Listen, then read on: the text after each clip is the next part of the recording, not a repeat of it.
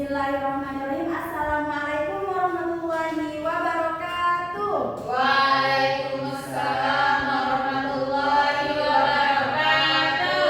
Bagaimana kabarnya hari ini anak-anak? Baik, Bu.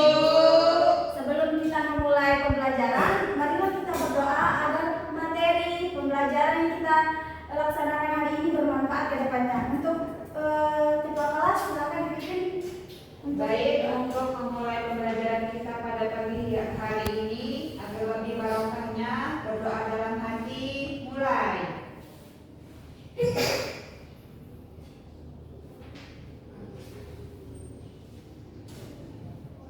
Selesai. Terima kasih. Baik, Ibu akan mengecek kehadiran. Jika ada di antara kalian tidak hadir, berikan informasi ke Ibu apa alasannya ya. Iqbal Asari Ahmad, Bayria Hidayati, Dewi Saltika, Sakit, Ibu. sakit? Ya. Oke. Terus dia Nurmayanti, Sakit, Ibu. Kanita Eliza Putri, Sakit, Ibu. Lailin Inaza, Lailin Sakit, Ibu. Oh, baiklah. Terima kasih atas informasinya. Baik, sekarang kita mulai pembelajarannya. Sebentar ya, anak-anak. Ibu. Insyaallah. Lihat Ibu di sebelah. Anak-anak mungkin pernah nggak merasa kesulitan dalam belajar, tugasnya numpuk, terus pemahamannya kurang, pernah nggak dalam belajar itu? Pernah. Sebelum kita memulai pelajaran lebih lanjut, setidaknya kita harus menyemangati diri kita untuk menjalani setiap kehidupan ini. Ingat ya, belajar itu adalah kunci menuju masa depan yang cerah. Jangan takut gagal, karena setiap kesalahan atau kegagalan itu adalah langkah menuju keberhasilan atau kesuksesan. Teruslah berusaha, tetap semangat dan percaya pada diri sendiri. Kesuksesan pasti akan datang. Manjada wajada, siapapun yang bersungguh-sungguh di antara kalian pasti akan mendapatkannya. Maka Ibu sangat berharap kalian selalu bersemangat dalam menuntut ilmu. Hanya itu mungkin kita lanjutkan. Sekarang kan kita belajar tentang ekosistem, di mana untuk memahami interaksi antara makhluk hidup dan lingkungan serta dampak gangguan ekosistem. Adapun tujuan pembelajarannya, pertama, peserta didik dapat menganalisis komponen dan interaksi yang terjadi pada ekosistem. Yang kedua, ada peserta didik dapat menganalisis peran komponen penyusun ekosistem dalam aliran energi. Yang ketiga, peserta didik dapat menganalisis terjadinya dinamika pada komunitas makhluk hidup akibat perubahan ekosistem. Yang keempat, kalian itu dapat menyajikan hasil analisis penyelesaian masalah mengenai permasalahan yang terjadi dalam ekosistem.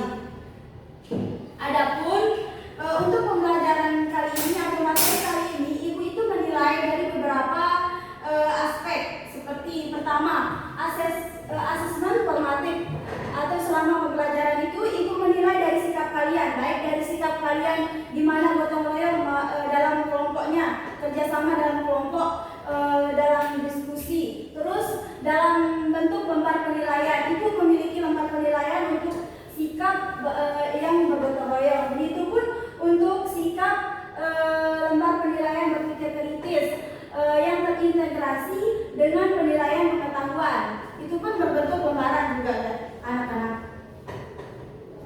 Terus selanjutnya adapun bentuk penilaian Ibu terhadap kalian pada pembelajaran kali ini yaitu asesmen sumatif atau akhir pembelajaran, di mana di akhir pembelajaran atau di akhir pertemuan pada mata pelajaran ini Ibu akan mengadakan ulangan untuk materi yang sekarang atau ekosistem ini yang berbentuk seperti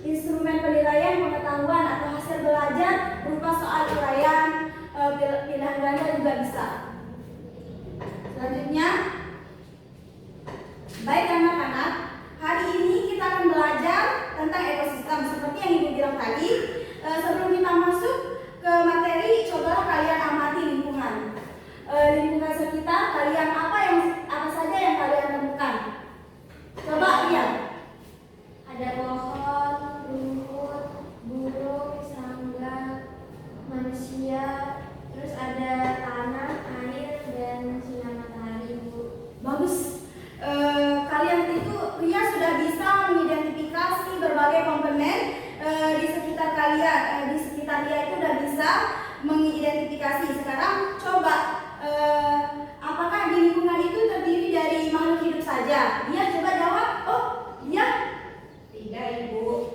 Karena lingkungan juga terdiri dari benda mati seperti air, udara, terus tanah yang berperan penting dalam kehidupan makhluk hidup. tepat sekali. Dalam lingkungan ada dua komponen anak-anak, di mana komponen itu terdiri dari biotik dan abiotik. Nah sekarang lagi, Ibu ingin kalian itu berpikir lebih dalam. Apakah di antara ada keterkaitan antara makhluk hidup dengan komponen tak hidup di sekitarnya? Coba Kanita.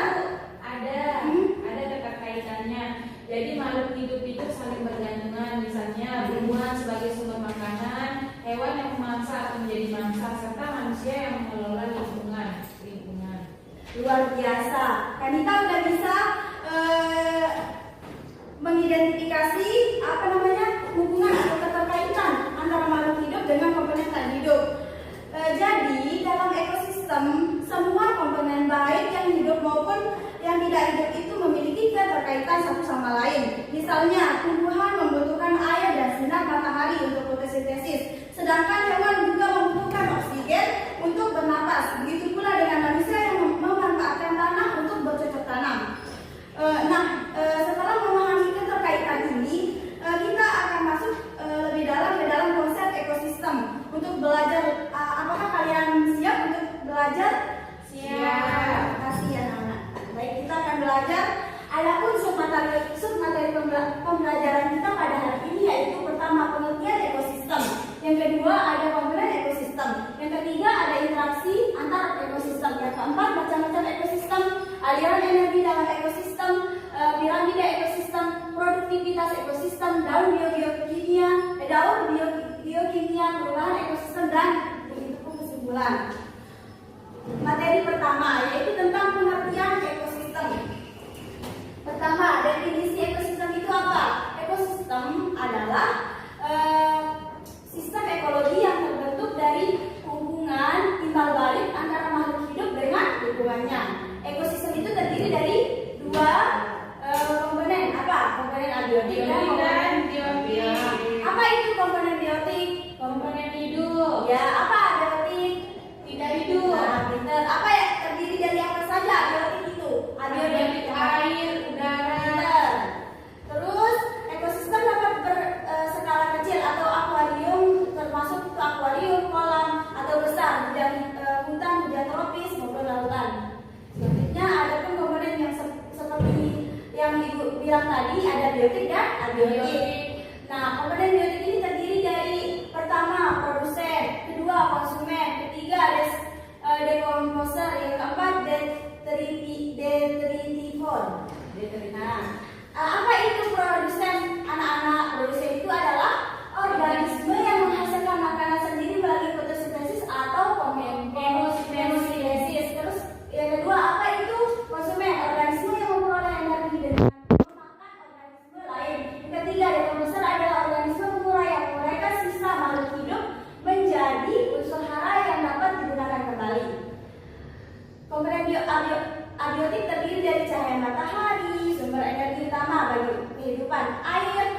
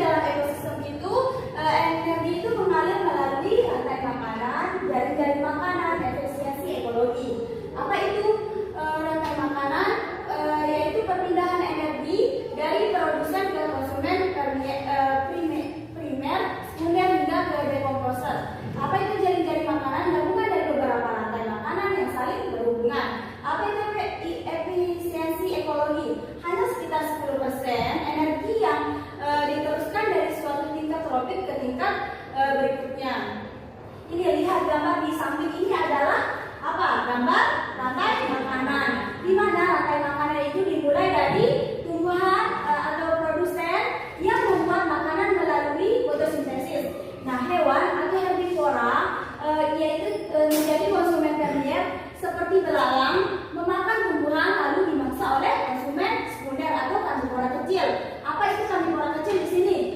Nomor tiga ya, seperti kata atau bisa ini tikus, terus kata kemudian dimakan oleh konsumen tersier atau karnivora besar seperti ular. Terus saat ular mati, pengurai seperti jamur dan bakteri itu menguraikan bangkai menjadi nutrisi bagi tanah yang akan kembali dimanfaatkan oleh tumbuhan. Begitu. Selanjutnya itu proses jaring-jaring makanan. Di sini terlihat gambar jaring-jaring makanan anak-anak. Beda dia dengan dengan rantai makanan. Apa itu jaring-jaring makanan? Jaring-jaring makanan adalah hubungan rantai makanan yang saling berhubungan dalam satu ekosistem, terhubung dalam satu ekosistem. Tumbuhan atau produsen menghasilkan makanan melalui fotosintesis. Hewan herbivora atau konsumen tersier mirip lalu dimangsa oleh karnivora kecil, konsumen sekunder, dan selanjutnya oleh karnivora besar, konsumen tersier. Saat makhluk hidup mati, pengurai seperti jamur dan bakteri menguraikannya menjadi nutrisi yang kembali ke tanah mendukung tumbuhan. Proses ini menciptakan keseimbangan dalam ekosistem.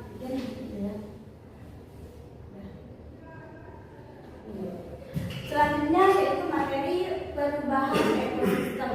Terdiri dari dua perubahan, yaitu pertama ada suksesi primer yaitu perubahan ekosistem dari lingkungan, yang kedua suksesi sekunder pemulihan ekosistem setelah gangguan seperti kebakaran hutan.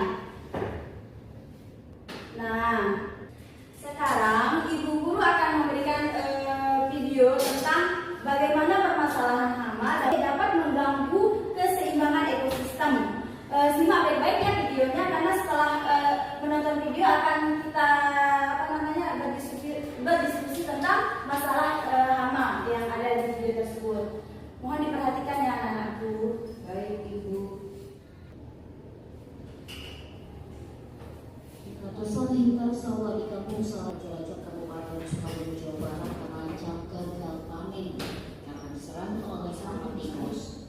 Sudah 3 bulan lamanya para petani mengeluh karena sawah yang seharusnya sudah bisa dipanen kini rusak karena hama tikus. Desa Cilacap sendiri ada sekitar 150 hektar sawah yang terancam gagal panen oleh hama tikus. Nah, saat ini puluhan petak sawah sudah rusak. Petani pun hanya bisa pasrah karena masih bingung dengan cara mencegah hama tikus ini. Akibat masih kekurangan pengetahuan tentang pencegahan hama di persawahan, para petani berharap agar adanya bantuan atau pelatihan khusus dari Dinas Pertanian setempat terkait tata cara untuk mengusir hama tikus dan hama lainnya. Sekarang mau panen nggak mungkin panen ini karena gagal serangan tikus. Karena itu saya di sini kemungkinan ini udah begini ini. Bagaimana nanti kalau ada itu kasih sayang dari pemerintah, dari Dinas Pertanian, pertolongannya bagaimana uang istrinya itu. Insan Maulana Fidel, Kompas TV, Sukabumi, Jawa Barat. Baik anak-anak, kalian tadi kan sudah menonton video mengenai permasalahan hama di sawah. Sekarang menurut kalian apa penyebab utama muncul permasalahan hama? Mungkin siapa yang bisa menjawab? Iqbal, silakan Iqbal. Dari video tadi, penyebab utama munculnya permasalahan hama itu disebabkan oleh hama tikus menyerang ratusan hektar sawah di Kampung Sela Jambu, Desa Cilacap, Kabupaten Sukabumi, Jawa Barat. Sehingga para petani mengeluh karena sawah yang seharusnya bisa dipanen ini rusak karena hama tikus. Dan para petani masih bingung dengan cara mencegah hama tikus ini. Akibatnya masih kekurangan pengetahuan tentang pencegahan hama di persawahan. Bagus sekali, bisa kita simpulkan bahwa hama tikus itu menjadi masalah besar bagi para petani.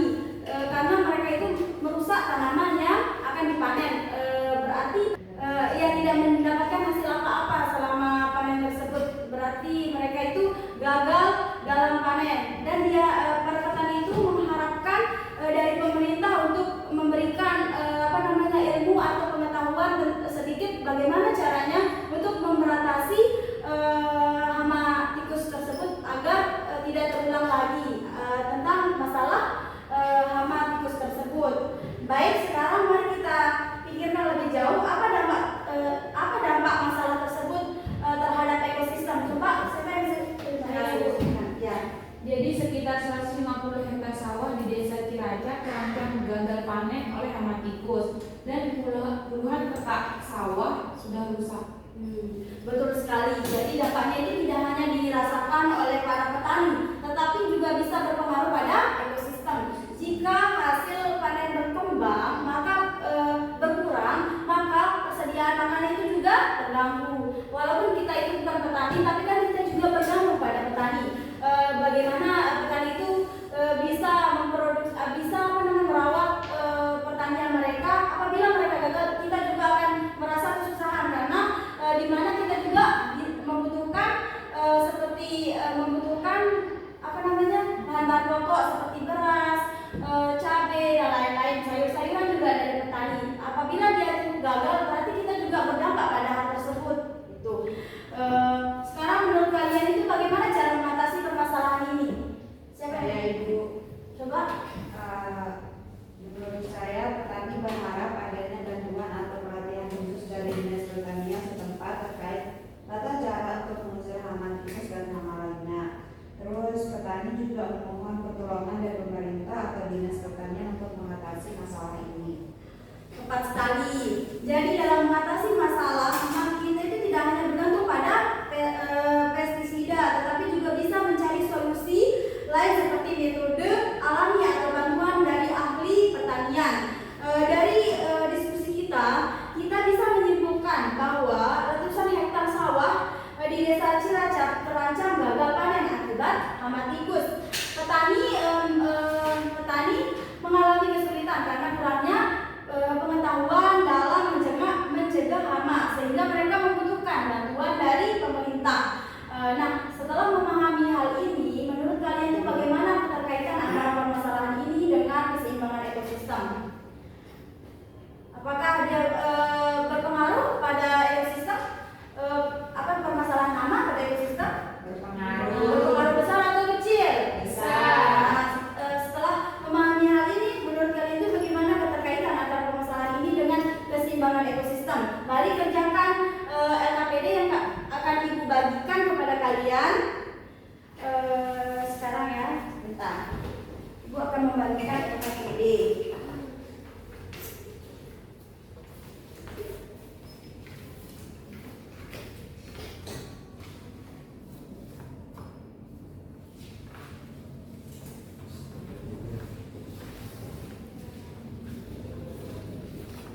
Ya.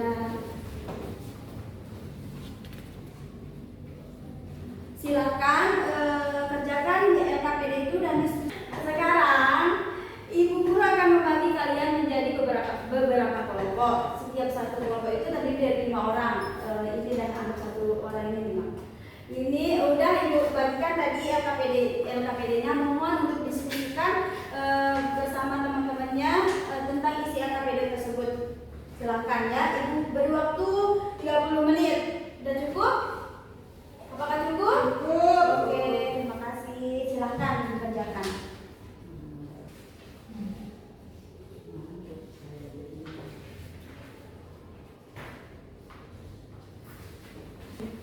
Ada terus yang ditanyakan kan kita? Enggak ada. Udah jelas itu. Oh, terima kasih. Kelompok ini ada? Saya Ibu. Kenapa ya? Ini apa? Ini yang ini di Ibu, saya mau nanya. Jawaban pertanyaan ini kita jawab di sini. Bentar, di sini. Mungkin yang ini yang kosong diisi dengan apakah dia itu komponen termasuk komponen mana yang ini pernyataannya kan sudah ada, tinggal kalian isi di bagian mana. Ibu paham. Sudah paham kan? Ini dia nggak mau kerjain. Siapa? Kamu nggak mau kerjain? Ngerti nggak itu? Ngerti. Benar. Ya. Oh, oke, terima kasih. Nanti kalau ada yang nggak ngertiin, kalau silahkan kalian bertanya ke Ibu. Iya Bu.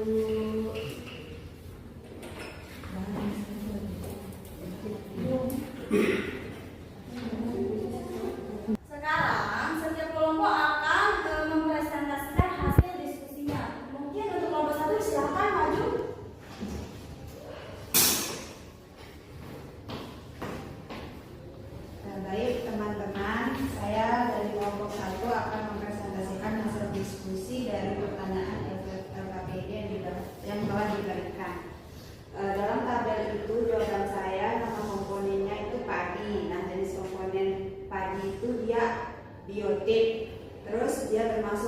produsen sumber makanan bagi herbivora. Selanjutnya itu ada tabel kedua itu ada biomas. Dia merupakan komponen biotik. Dia termasuk dalam herbivora dan memakan padi.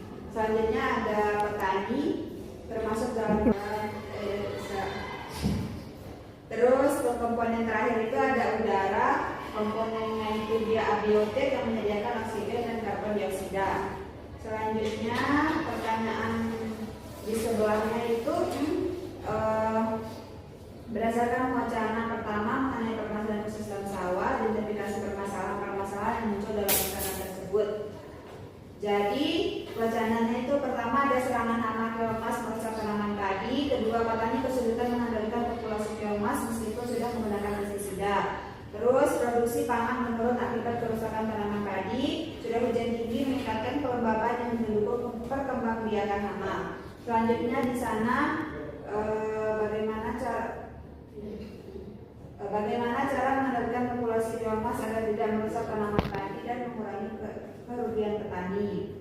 Terus rumusan masalah yang dapat dibuat oleh kelompok saya itu pertama menggunakan predator alami seperti bebek untuk memangsa biomas. Selanjutnya menanam tanaman perangkap di sekitar sawah agar biomas tidak menyerang padi. Terus menggunakan pestisida alami yang ramah lingkungan, dan terakhir mengatur sistem irigasi agar tidak terlalu lembab sehingga populasi biomas dapat dikendalikan. Mungkin hanya itu saja presentasi dari kelompok saya. Kurang lebihnya saya mohon maaf. Wassalamualaikum warahmatullahi wabarakatuh. Waalaikumsalam warahmatullahi wabarakatuh. Terima kasih Ibu ya. Baik, terima kasih atas kelompok 1. Diskusi yang sangat baik yang kalian lakukan. Kalian itu sudah bisa mengidentifikasi komponen ekosistem sawah dan interaksinya dengan jelas. Solusi menggunakan bebek sebagai pengendali hama sangat baik, tetapi bisa dipertimbangkan alternatif lain seperti pengelolaan air atau peningkatan keanekaragaman hayati. Perlu juga dianalisis faktor yang mempengaruhi lonjakan biomas seperti kurangnya predator alami. Secara keseluruhan, pemahaman kalian itu untuk kelompok 1 itu sudah sangat bagus, tetapi pikirkan juga strategi jangka panjangnya untuk menjaga keseimbangan ekosistem. Apakah dari kelompok lain ada ingin menambahkan dari presentasi kelompok 1? Tidak ada ya. Baik anak-anak, setelah kita mempelajari materi ekosistem tadi secara keseluruhan, ada beberapa poin yang bisa kita simpulkan dari pembelajaran hari ini. Pertama, ekosistem itu adalah kesatuan yang saling terhubung. Ekosistem itu merupakan apa? Suatu sistem yang terdiri dari komponen Abiotik dan biotik. Apa itu abiotik, Anita? Komponen hidup. Nah, abiotik itu komponen dan hidup. Nah, komponen ekosistem itu memiliki dua komponen. Nah, kan tadi dua komponen, yaitu abiotik dan biotik. Mohon sebutkan apa saja komponen dari biotik. Biotik itu seperti hewan, manusia, tumbuhan, sedangkan abiotik itu seperti air, tanah, udara. Nah, berbagai macam ekosistem yang ada di bumi ini, ekosistem dapat dibagi menjadi ekosistem darat atau termasuk hutan tropis atau gurun padang, rumput tundra, taiga, dan hutan gugur. Serta ekosistem perairan itu termasuk air tawar seperti sungai, danau, serta air laut seperti zona netrik dan pelagik. Selain itu ada juga ekosistem buatan yang diciptakan oleh manusia, yaitu seperti apa? Kalau Bapak sungai, seperti sawah, karena itu adalah ekosistem buatan manusia. Untuk setiap ekosistem itu memiliki ciri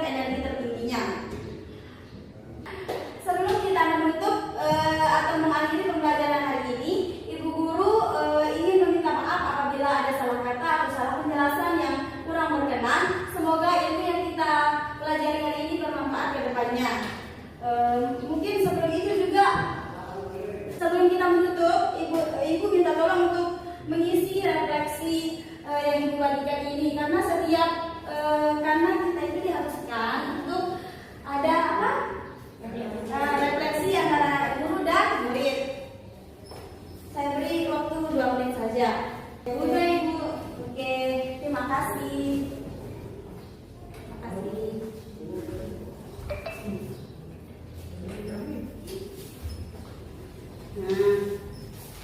Terima kasih atas kerjasama anak-anak.